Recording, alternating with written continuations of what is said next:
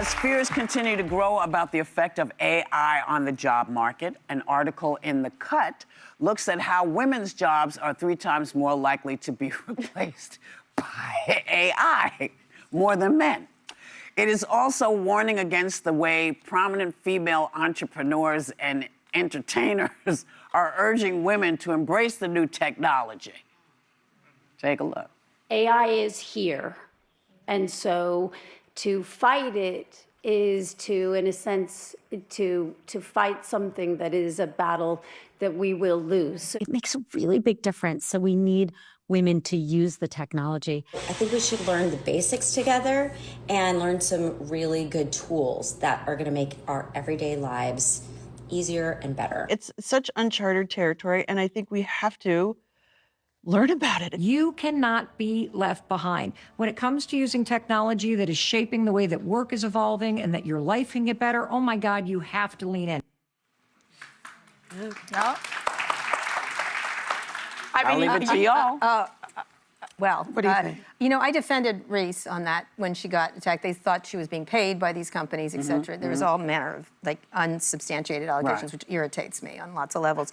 But one of the things, the problem is it looked like an ad, even if it wasn't one. And so you can be right at the same time as not talk about the safety issues. So you look like a creature of these incredibly wealthy people.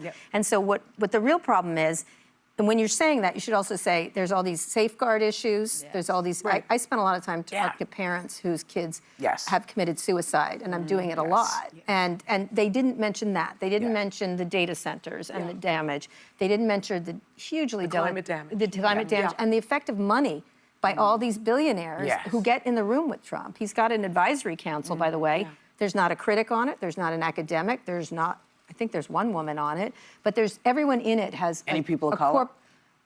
Oh, I doubt that. Maybe.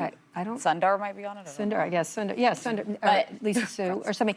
But it's nobody who would criticize AI, and so that's the problem here. I got killed when I defended Witherspoon. I know her just a little bit. The defense I have is my best friend is actually mentioned in this article. Her name's Erin Grau, and she's on Gloria Steinem's foundation. She taught her about AI, and the whole argument they're making is that this is a learning technology. You have to use it for it to hear you. We always talk about wanting to be in the room where it happens or a seat at the table. If women are not putting our voices into this technology, it becomes the boys' club the author talks about because it needs to learn from us. I think it's very important. I mean, you all know I use. You know, I have my PhD in ChatGPT. And your therapist is Chat. And my therapist is ChatGPT as well. My marital counselor. I type Please don't do that. I type stuff in so that my emails, and text messages to my husband. Would you not have a friend are we could do that with? No. But I will say this. I mean, I think AI is a learning technology, and it is as stupid as it will ever be right now. So now is the time to get on board and to learn how to use it. I do believe we had Bill Gates on the show, and he said, if you don't learn how to use this, you will be left behind. And I believe that. I think men are using it. 78% except men are making all the rules about it, right? And that the lack is of the rules. issue. And men are but deciding. to Sarah's point, if we don't get involved and but it's get more on than board, the inputs. even on ownership. So, because I do think it's very important that we realize we're not going to be replaced by AI, but you will be replaced by someone who knows how to use AI. You have to be able to utilize it, but we cannot wait on the politicians to regulate it. You know this better than anyone. Congress is not capable of acting. They are inept. They don't realize how quickly this is moving. But we have to self-regulate to some degree. Like it is actually important that we know the dangers of spending too much time in this, going too deep down. What to put in and what not what to share and what not to share. But we do know, this is the problem for me. I'm going to say it really fast. Do you use it? I do not use it. Okay. I'm not. It's so good, Puppy. I'm sure it is, but you know, I talk to people.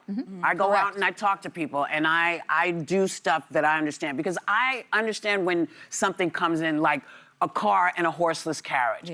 It's great and it isn't great. It's wonderful and it isn't wonderful. I get all of that, but I don't want anybody telling me that I have to lean in to keep up with her.